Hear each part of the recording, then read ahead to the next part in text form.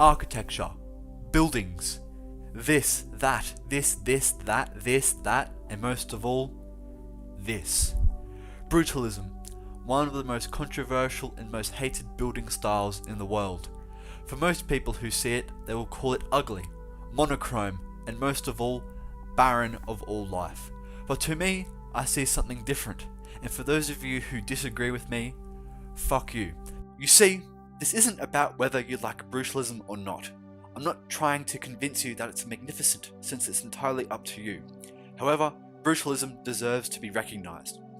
As can be seen, brutalism is a separate architectural style with its own socio-political purpose and aesthetic.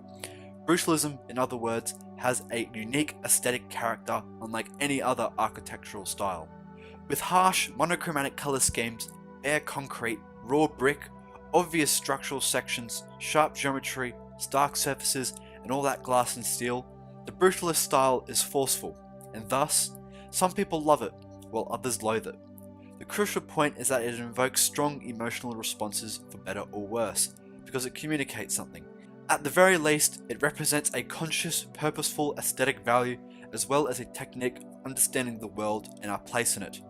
In truth, brutalism is intrinsically related to British social history.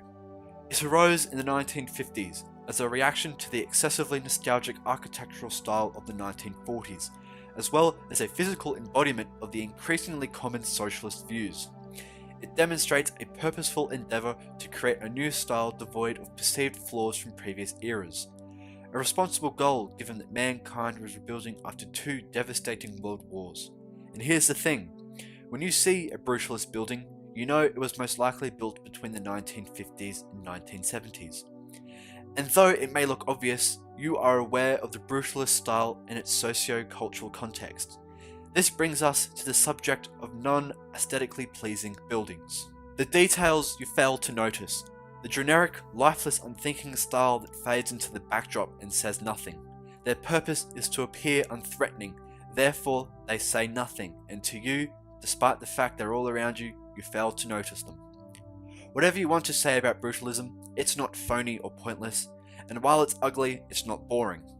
It was a conscious, creative move that ought to be recognised. And in our modern world, with the now ubiquitous buildings that dot our urban landscape, it makes one think, what is their style?